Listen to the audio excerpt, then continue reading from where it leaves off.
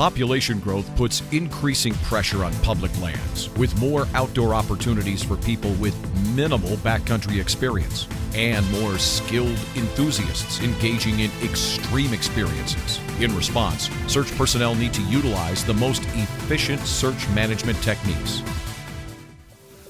More visitors to public lands make it necessary to standardize operations using best practices in search management. As a result of joint missions with other agencies, we've developed a comprehensive training program. It's recommended that those in search management complete an in-depth course covering the subjects in this presentation. This video is meant to supplement a comprehensive training program that includes managing a simulated incident. Experience gained on search and rescue missions constantly enhances our knowledge. Combining experience, science, local expertise, and common sense, this search management program is designed to aid incident managers. As with every incident, it starts with a call to emergency services. Flagstaff 911, where's your emergency? Hi, yes, I think this is an emergency. This is Brenda Anderson. Okay, and what exactly is going on? My husband went hiking this morning by himself, and he was supposed to be home a long time before 2 o'clock, and he's not here yet. Okay. Oh, he's got a doctor's appointment at 3 o'clock, and he's never late. Gilliland. The Search Management Action Plan has 3 major actions. 1. Initial actions. Initial actions include investigation, containment, and hasty search. Use of the incident command system starts at this point and continues throughout the mission. 2. Concurrent actions. Concurrent actions include determining the area to search, subdividing the area into manageable segments, and developing probabilities by group consensus. 3. Successive actions. Successive actions that expand the incident. Search theory is used, and resources are assigned to tasks based upon the search theory and the influence of clues found as part of the search. The vast majority of search incidents are resolved through initial actions. This includes successful investigation, effective containment, and using trained resources in high probability areas. If the subject is not located, a comprehensive plan becomes necessary using more thorough search techniques and employing additional diverse resources. The initial investigation begins with the reporting party's information. Note, it may not be complete or accurate. The urgency of the mission is determined by the age of the subject, medical conditions, experience in the backcountry, knowledge of the area, the weather, and other hazards. Assessing the urgency of an impending mission depends upon numerous factors, including the physical and mental health of the subject, his or her experience in the environment and current and projected weather conditions. Using the search urgency model, the SAR coordinator has a consistent method for readily determining how quickly what type of resources and how many must be called into play. Okay, thank you. If you have anything else, give me a call. Bye. So what's your relationship with Larry? I'm his wife. Okay. Is this a good address for you? Yes. And a good contact phone number? Can I use the same one you called dispatch? Yes. All right, I'm going to ask a few questions about Larry, okay? What's his full name? Larry Anderson. His age? The 67. subject is Larry Anderson, age 67. While he is in good condition, he also had a mild heart attack in the past and is diabetic. His wife Brenda thinks he has a cell phone with him, but she's been unable to make contact. It's believed that the cellular provider has intermittent coverage in the area where she assumes he may be hiking alone. I'm just not getting through to him. The investigation seeks to find out where the subject planned to go. Was he alone? If he has any medical conditions and other crucial details that assist the search. And I've got some favorite hikes. When I talked to dispatch, they asked me about The investigation will continue throughout the incident. Detailed background information regarding the subject is compiled using the Lost Person Questionnaire. The LPQ serves as a guide for collecting important search data, including the subject's place last seen, PLS, which is the last location the subject was physically observed. Alternatively, the last known position, LKP, is a location that's determined based upon physical clues or investigative information. Whichever is most relevant, the PLS or LKP, will serve as a reference point from which to initiate all search planning. This is known as the Initial Planning Point, IPP. Note that while the LKP or PLS can change throughout the incident, the IPP cannot change. The information from the LPQ will also be used to determine the category of lost person behavior to use in search planning. The investigation includes an immediate effort to review criminal considerations. It is important to not overlook the possibility of foul play, criminal abduction, or a staged disappearance. The investigator also obtains the description of the subject's vehicle, his clothing, and what sort of outdoor supplies, such as food, flashlights, and survival gear he might have. Does he stay put or he keeps going? Oh, gosh.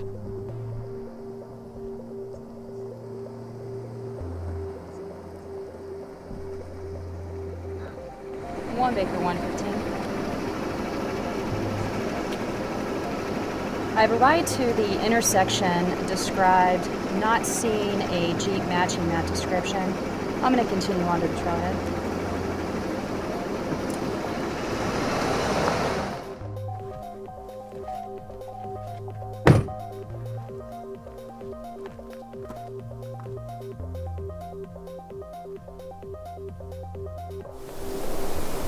One Baker 115, I need an Arizona 3829.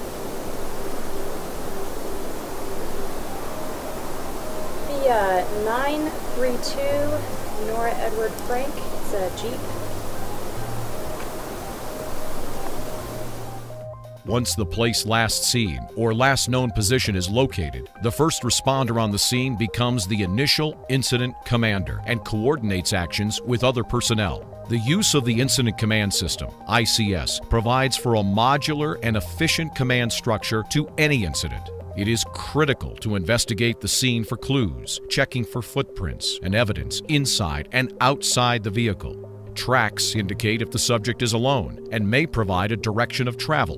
Preserving the scene is vital so as not to disturb or destroy any clues. One Baker 115, can you advise search and rescue that I do have a good print right at the door of your Jeep? 115 back. This vehicle is secure. I'm going to be containing the area. Afternoon. Hi.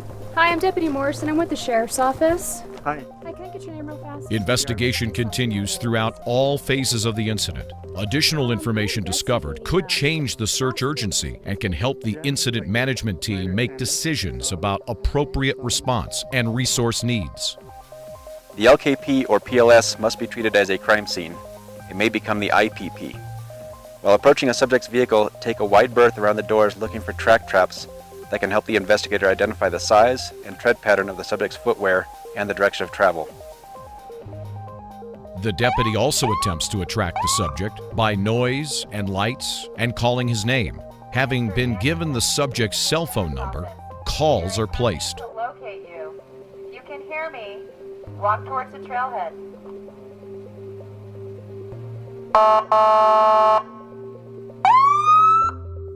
The subject's condition may be deteriorating due to the cold, his potential lack of equipment and outdoor skills, and our analysis of lost person behavior. Mr. Anderson is not known to be despondent, but he may now be confused and disoriented due to his unfamiliarity with the area, and he may be injured and unable to communicate.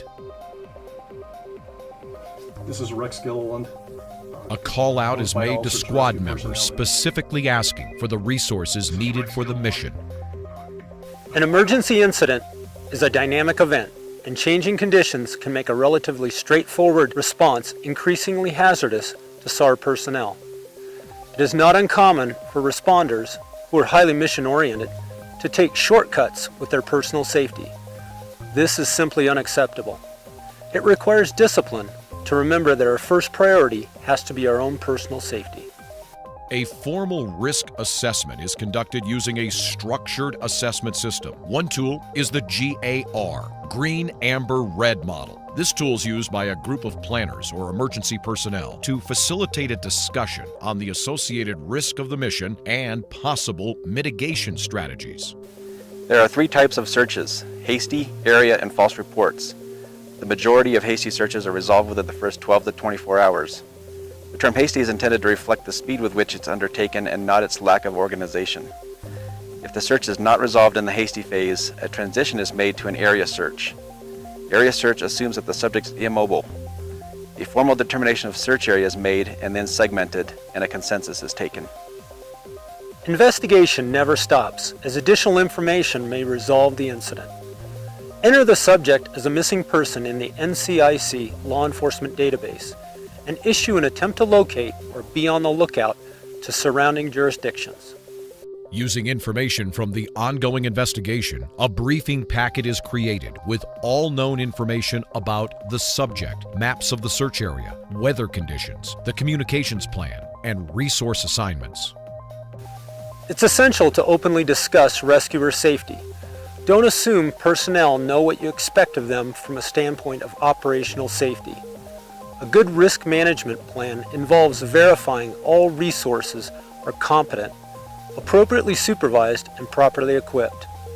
Consider whether night operations should be conducted. If 24-hour operations are planned, assess if there are adequate resources to safely support such an action. Plan for contingencies and have personnel available to handle an incident within an incident, such as an injured searcher.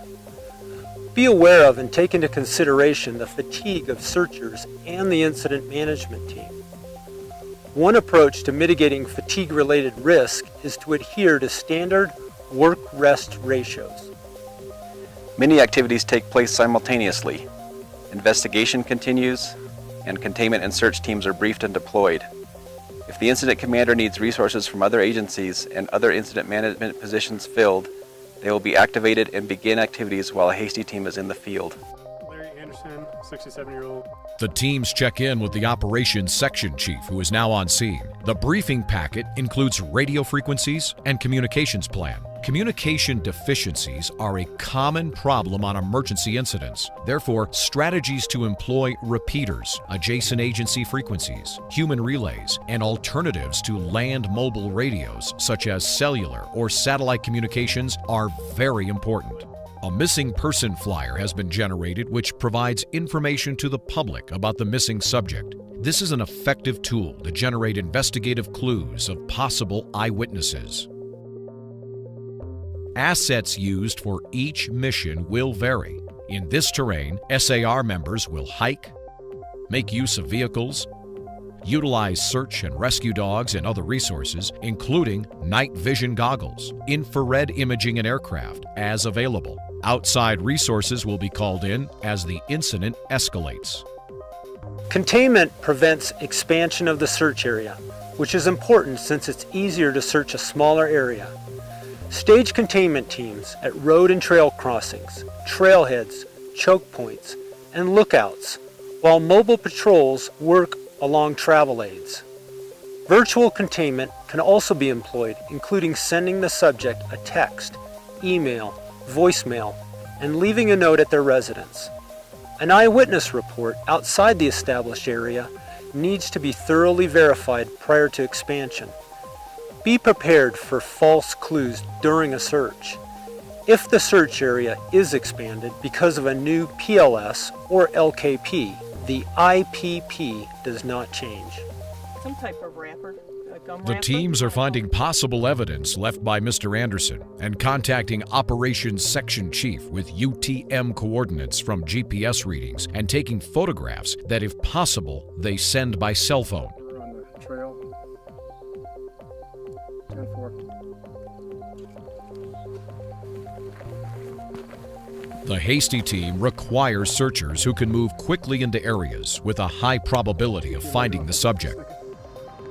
Combined with containment, they can cover travel aids such as roads, trails, ridgelines, drainages, riverbanks, utility corridors, fence lines and railroad tracks, and attractions such as buildings, lights, cultural or natural features. Hazards such as abandoned mines, wells, caves, cliffs, and area attraction sites must also be covered.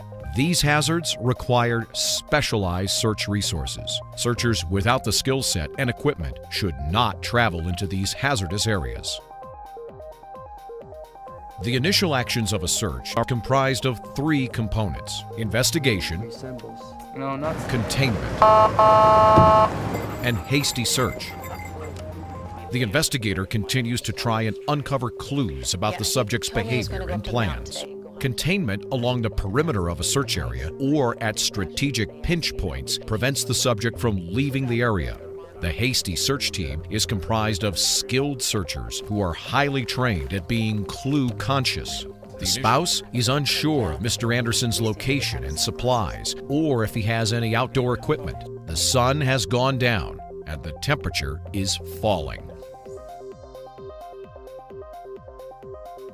An Incident Command Post, ICP, will be established, which is located in a place that is convenient and efficient. The ICP will be staffed with the type and number of people appropriate to the search effort. Investigators continue to conduct interviews with reporting parties, family members, friends, neighbors, and witnesses. Criminal history of the subject and reporting party will be completed.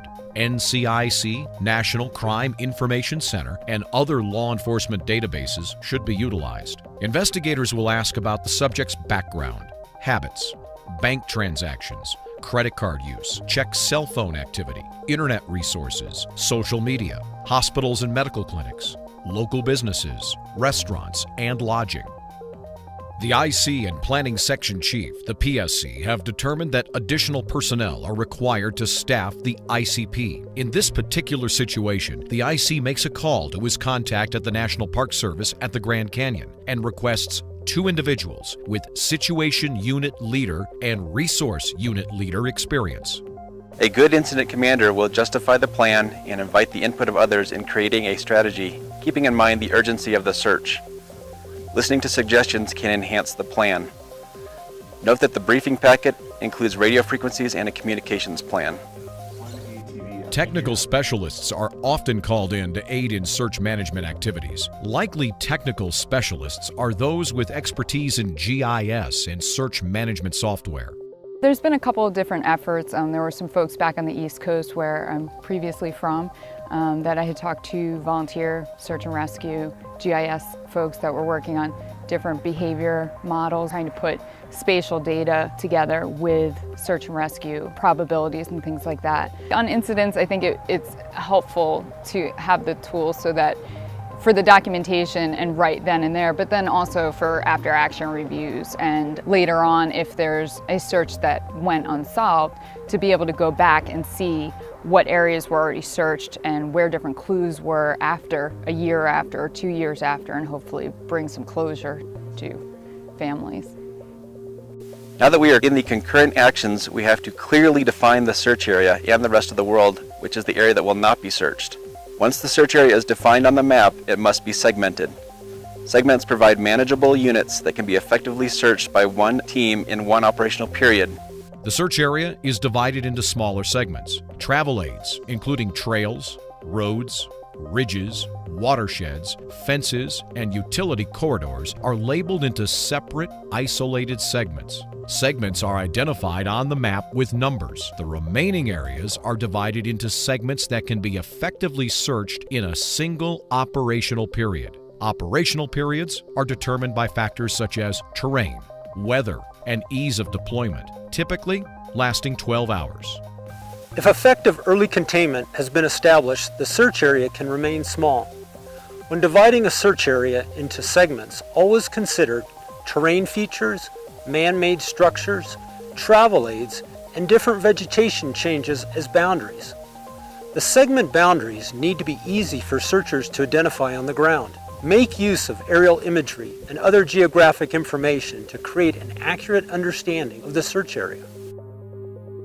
Once the formal search area has been established on a map and segmented, the next planning task is to establish the initial probability of area, or POA values, for all the segments as well as the rest of the world. These numeric values will reflect where it is most likely the subject will be found. The values are developed through a consensus effort completed by members of the overhead team. This task, known as a Matson consensus, is conducted only once during a search. A consensus team should be comprised of at least 3 personnel and may easily include up to 7 or more members who are thoroughly briefed on all details of the search and the missing subject. Each member of the consensus team independently rates their subjective degree of belief that the missing subject is within a given segment. This rating process is accomplished individually so that a strong bias of one member does not influence the rest of the team. The degree of belief for a segment will be reflected as a percent value. All segments, including the rest of the world, must add up to 100% since the subject is either in a given search segment or the entire rest of the world. Initially, respondents may simply apply numerical percentages to each segment. Alternatively, the O'Connor method may be used, which permits respondents to simply assign letter values A through I to each segment, with A being very likely the subject is in the segment and I being very unlikely the subject is in the segment. With this method, each respondent must also assign a percent value to the rest of the world. Search management software can quickly apply a formula which converts these letter values to numerical percentages. The combined values create an average opinion of the subjective inputs. The segments with the higher POA values will receive priority for search efforts. Keep in mind that probability measures a degree of belief and changes during the course of the search incident. As further evidence is received in the form of clues or search efforts completed, the probability that the subject is in a given segment will change. Cellular forensics plays an important role in search investigations. Cellular providers have the ability to not only determine location of a phone, but also provide historical call and text transactions. Federal Statute 18 U.S.C. 2702 permits disclosure of cellular resorts, quote, to a federal, state, or local governmental entity if the provider, in good faith, believes that an emergency involving danger of death or serious physical injury to any person requires disclosure without delay of communications relating to the emergency, close quote. Some agencies may have personnel capable of requesting and analyzing cellular forensic information. If not, or more thorough analysis is needed, a request may be made to the Air Force Rescue Coordination Center for this type of assistance. Given this information, the planning section chief develops possible scenarios with input from other incident personnel. Remember one of the principles of search management, which is don't plan alone. This approach validates decision-making and avoids tunnel vision or biased thinking by planners. Otherwise, resources might not be requested or wind up being deployed in the wrong area. The search now has the last known position, LKP, for the subject at the vehicle, which becomes the IPP. Social media has been checked to see if the subject communicated any clues about where he intended to go. Investigative clues, including possibly banking transactions and cell phone use, have been looked into to aid in determining if searchers are going to be looking in the right area. Given what's known about the subject and how long they've been missing, scenarios are likely to include assumptions on the subject being responsive or unresponsive and mobile or immobile. The presence of family and friends of the subject may be on the scene or at the ICP. They usually want to know what steps have been taken to find the subject and to help with the search. Assigning a family liaison to them is very important. We found some tracks that we have confirmed are your husband's. After resources are deployed during the initial actions phase, the planning section chief assigned to the incident management team starts coordinating the development of plans for the first operational period. The Incident Action Plan, or IAP, will be a written plan that includes the objectives, organizational structure, work assignments, communication plan, and medical plan.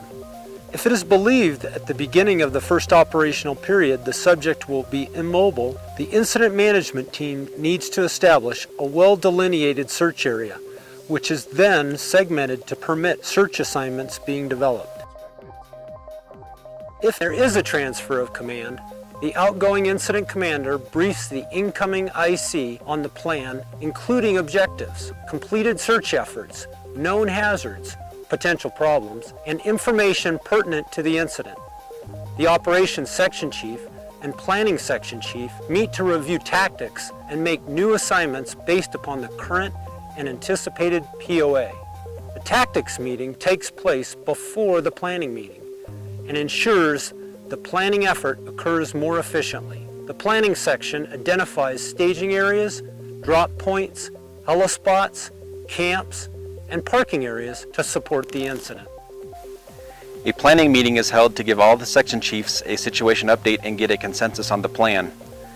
A review of incident objectives, a discussion of the ongoing investigation, weather, shifting POA values, risk mitigation, contingency plans, and rescue and recovery plans is held. Deficiencies are identified and addressed. Media releases may be prepared. The plan is then approved by the incident commander, and the planning section chief ensures the IAP is complete and published. In our scenario, the subject's physical and medical condition and the increasingly bad weather indicate the need for escalating the incident and requesting additional assistance from outside agencies. An incident management team is established to plan, manage, and coordinate new resources for the first operational period and debrief the Hasty team when it returns to Incident Command. Operations, planning, and logistics sections have been activated. In larger searches, numerous positions are activated to match the complexity of the incident. Operations that are going to continue are containment of the search area, and we're going to begin ground searching in the high probability segment. A formal written incident action plan, IAP, is developed for the first operational period. The IAP ensures searchers have clear, detailed objectives, tactical assignments, written procedures and communication instructions, as well as emergency procedures for contingencies. Okay, good morning everybody. This is the 0800 briefing. The initial action phase is concluding. The incident management team and field personnel for the first operational period arrive at the ICP and check in. The IAP has been completed for the operational period that is about to begin.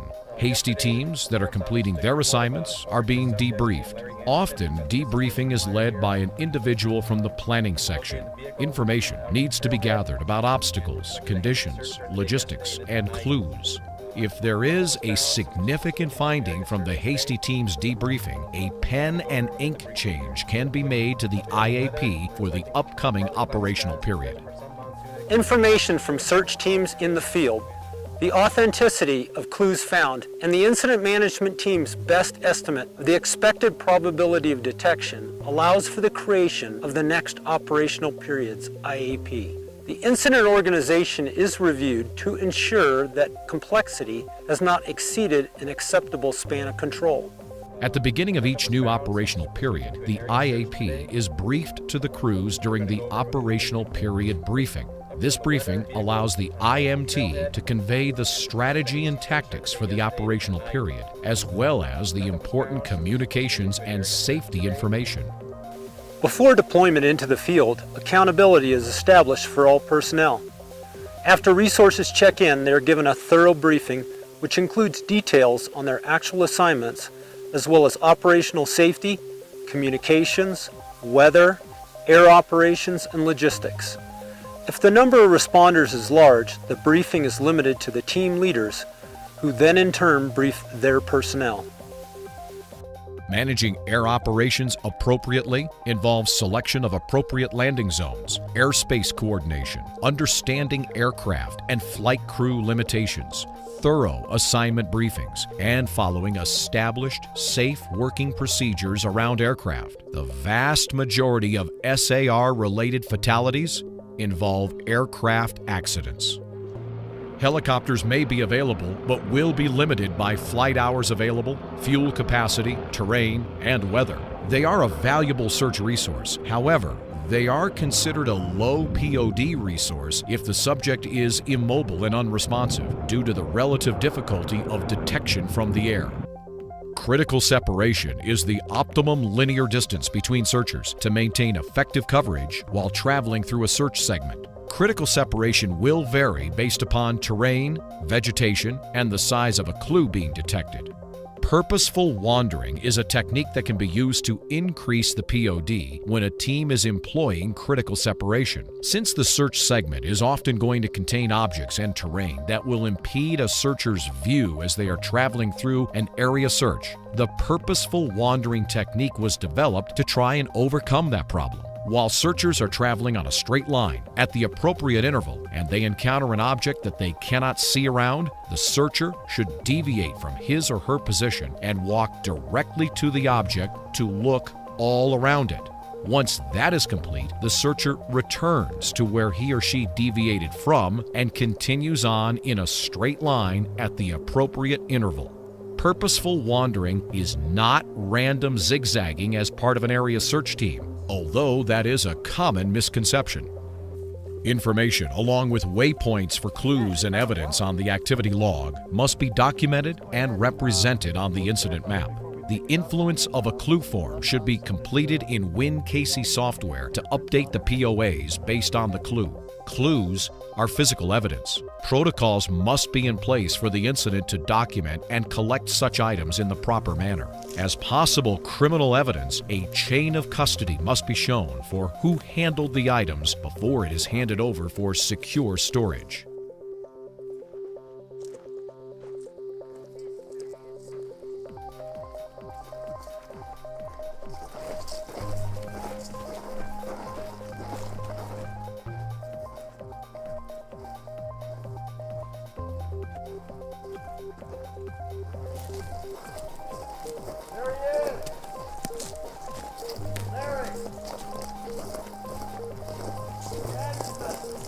Mr. Anderson, Mr. Larry Anderson? Yeah. We're with Coconino County Search and Rescue, and we're here to help you. The subject is found, and the team conducts a medical assessment and recommends an evacuation plan to the Operations Section Chief. Operations Section Chief. Mr. Anderson is found dehydrated, suffering exhaustion, and he has a broken ankle. The team provides water and extra clothing. Ground team calls Operations Section Chief requesting a UTV be driven to their location and a ground ambulance be waiting at the planned extraction location. Aaron, they located the subject. Once a search subject is located, the operational tempo increases as teams start to converge at the location they have been found or decide to self-extract. Discipline needs to be maintained as personnel are accounted for when extracted from the field in an orderly manner. When a subject is located, searchers should stand by for assignment from their group supervisor. Go ahead and strap them down real well. Oh, I gotta go. Mrs. Anderson, I have wonderful news. Did you find him? Larry's been located. He's in good health. He did injure his ankle. He's been put on a litter on an all-terrain vehicle, and he's being driven to the ground ambulance that will be taking him to the local medical center. I can't thank you enough. I'm just... He's an outpatient. He's been out here All teams are notified the subject has been found and returned to base. Due to his injuries, Mr. Anderson will be taken directly to the local hospital for treatment. It is best to hold a hot debrief or hot wash immediately after teams have returned from the field.